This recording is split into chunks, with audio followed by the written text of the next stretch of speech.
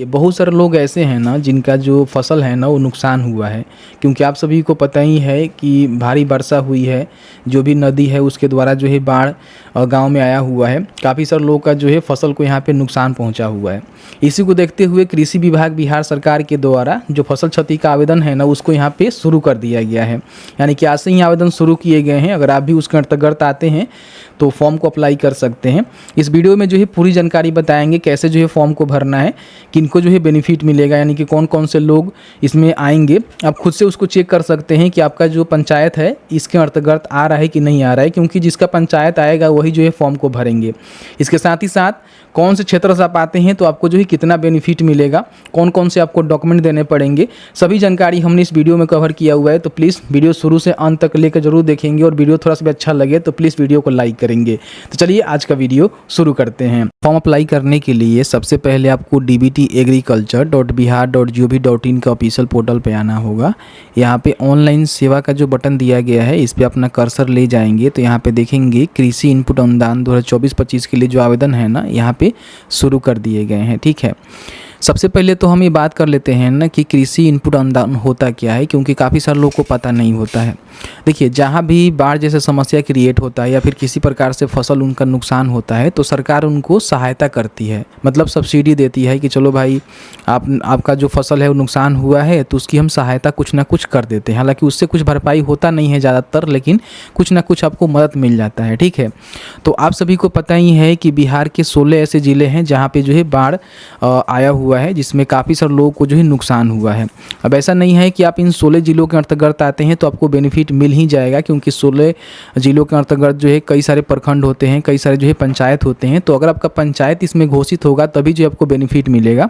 उसकी जानकारी आप खुद से चेक कर सकते हैं कि आपका पंचायत इसके अंतर्गत आया है या फिर नहीं आया है। ठीक है, वो आपको आगे बताएंगे। ठीक है, तो यहाँ पे सबसे पहले हम बात कर लेते हैं कि देखिए 5 अक्टूबर से जो है आवेदन यहाँ पे शुरू किए गए हैं, और आप जो है कब तक फॉर्म भर सकते हैं इसकी डेट यहाँ पे मेंशन नहीं की गई है।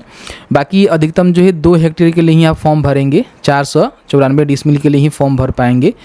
एक परिवार में कोई एक ही व्यक्ति फॉर्म भरेगा, वो चाहे पति पत्नी या फिर उनके जो भी बच्चे हैं वो यहाँ पे फॉर्म को भर सकते हैं। कोई एक मतलब फॉर्म भरेगा। ठीक है, बताया गया है कि इसमें जो भी फॉर्म लोग भरेंगे ना तो इसमें क्या होगा कि कई बार जो है फॉर्म भरने के बाद भी कुछ बदलाव करने की आवश्यकता होती है, तो 48 घंटे के अंदर ही आपको बदलाव कर लेना है, क्योंकि उसके बाद आपका जो फॉर्म है ना वो क्या होगा कि जो भी आपके कृषि कोऑर्डिनेटर होते हैं उनके पास जो है अग्रेसित कर दिया जाएगा जाँच के लिए। तो फिर आप 48 घंटे के बाद सुधार नहीं कर सकते हैं, तो तुरंत सुधार कर लीजिएगा। ठीक है, बाकी यहाँ बताया गया है कि एक पंजीकरण से, यानी कि आपका जो किसान पंजीकरण हुआ है उस एक पंजीकरण से जो आवेदक है ना वो चाहे तो एक फसल के लिए आवेदन कर सकता है, जैसे कि शाश्वत फसल हो गया, गन्ना हो गया, धान हो गया, खरीफ दलहन हो गया, खरीफ तिलहन हो गया, मक्का, सब्जी, केला हो गया, मतलब कि इसमें से आवेदन वो कर सकता है। ठीक है, बाकी बताया है कि इसमें 2 प्रकार के किसान हो सकते हैं। एक तो स्वयं वाले किसान होंगे जिनके पास खुद का ज़मीन होगा, वो भी फॉर्म को भर सकते हैं,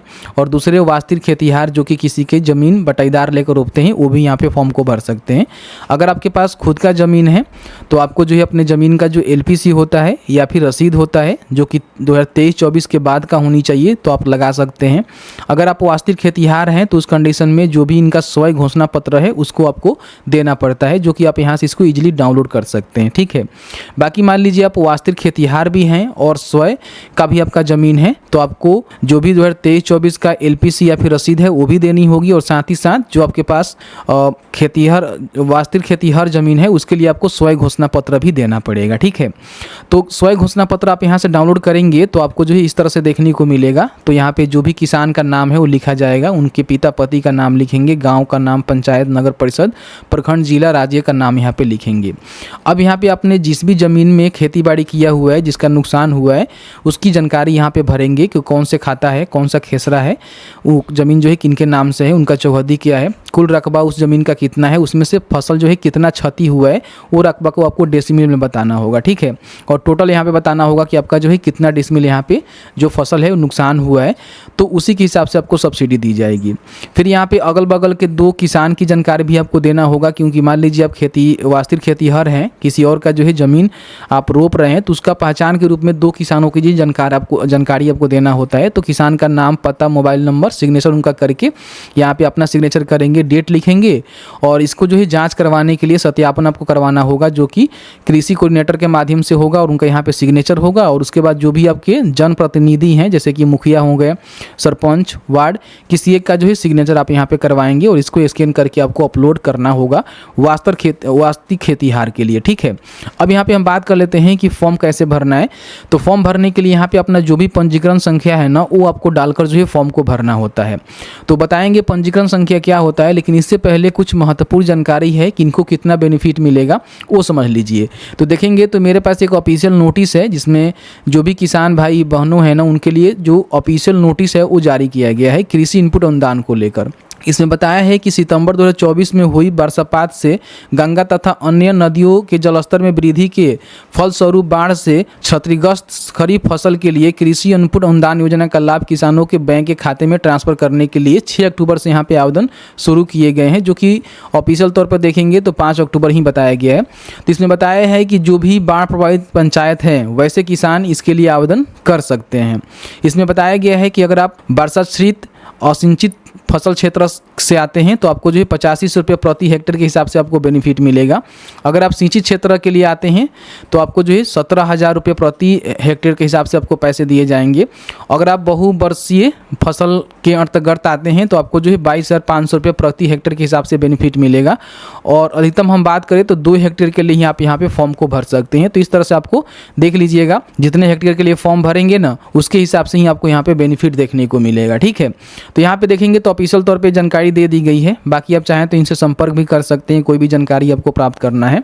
अब यहाँ पे हम बात कर लेते हैं कि आप कैसे चेक करेंगे कि आपका जो पंचायत है ना, इसके अंतर्गत आ रहा है कि नहीं आ रहा है, क्योंकि बहुत सारे लोग ऐसे हैं जिनको बेनिफिट नहीं मिलेगा। जिनका पंचायत आएगा इसके अंतर्गत उनको ही बेनिफिट मिलेगा। तो इसको चेक करने के लिए अपना जो भी किसान पंजीकरण संख्या आप यहाँ पे डालकर सर्च करके भी चेक कर सकते हैं। काफ़ी सारे लोग ऐसे हैं जिनका पंजीकरण संख्या जो है याद नहीं है, पता नहीं है, या फिर उन्होंने अभी तक पंजीकरण नहीं किया हुआ है। तो पंजीकरण करने के लिए कृषि विभाग के ऑफिशियल पोर्टल पे आकर यहाँ पे देखेंगे तो किसान पंजीकरण का बटन मिलेगा, जहाँ से अपना जो पंजीकरण है ना वो आप आधार के माध्यम से इजीली कर सकते हैं, ठीक है। अगर आपने पूर्व में किया हुआ है तो दोबारा करने की आवश्यकता नहीं है, लेकिन अगर आपने नहीं किया हुआ है तो आप यहाँ पे पंजीकरण अपना कर लीजिएगा। इसके लिए हमने अलग वीडियो बनाया हुआ है जिसको आप चेकआउट कर सकते हैं। अगर आपका पंजीकरण हुआ है लेकिन आपका पंजीकरण संख्या आपके पास उपलब्ध नहीं है, याद नहीं है, तो उसको आप यहाँ से निकाल सकते हैं। तो यहाँ पे जाएंगे तो देखेंगे यहाँ पे किसान पंजीकरण जाने का एक बटन देखने को मिलता है, जिस पे क्लिक करके जो भी अपना आधार नंबर है, मोबाइल नंबर है, किसी एक को यहाँ पे डालकर OTP के थ्रू लॉगिन करके अपना जो भी किसान पंजीकरण है उसको आप यहाँ से फॉरवर्ड कर सकते हैं। इस तरह से देखेंगे तो आपका डैशबोर्ड खुलेगा, उसके अंदर जाएंगे तो आपका जो किसान पंजीकरण संख्या आपको देखने को मिल जाएगा। तो आप यहाँ पे निकाल लीजिएगा, और निकालने के बाद ठीक है यहाँ पे आपको डालना होगा, और डालने के बाद जो है सर्च के बटन पे आपको क्लिक करना है। जैसे ही सर्च के बटन पर क्लिक करेंगे तो इनके द्वारा मैसेज आपको दिया जाएगा कि आपका जो बैंक खाता है ना वो NPCI से लिंक होनी चाहिए। लिंक है कि नहीं है इसकी स्थिति आप यहाँ से चेक कर सकते हैं। तो एक बार चेक कर लीजिएगा। हालांकि लिंक काफ़ी सारे लोग का रहता है, अगर आपका नहीं है तो चेक कर लीजिएगा।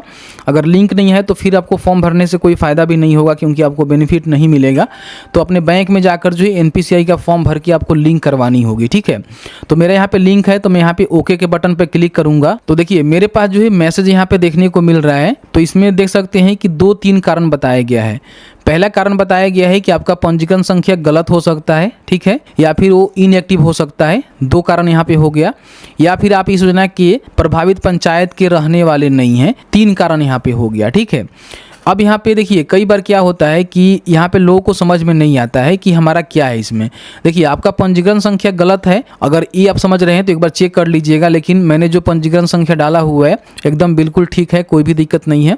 बाकी यहाँ पे अगर आपका निष्क्रिय है, मान लीजिए आपने फसल अवशेष जलाया होगा तो कहीं ना कहीं आपका निष्क्रिय हो गया होगा, तो इस तरह का कंडीशन है तो आपको बेनिफिट नहीं मिलेगा। तो मेरा निष्क्रिय भी नहीं है, मेरा एक्टिव है, ठीक है, मैंने कभी फसल अवशेष नहीं जलाया हुआ है।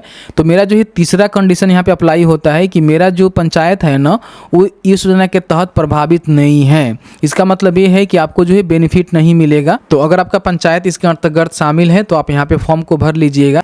तो जैसे कि आपने देखा कि मैंने जो है पूरी जानकारी आपके साथ शेयर कर दिया कि कृषि इनपुट अनुदान 2024-25 के लिए किस तरह से पता करेंगे कि आपका जो पंचायत है इसके अंतर्गत आ रहा है कि नहीं आ रहा है।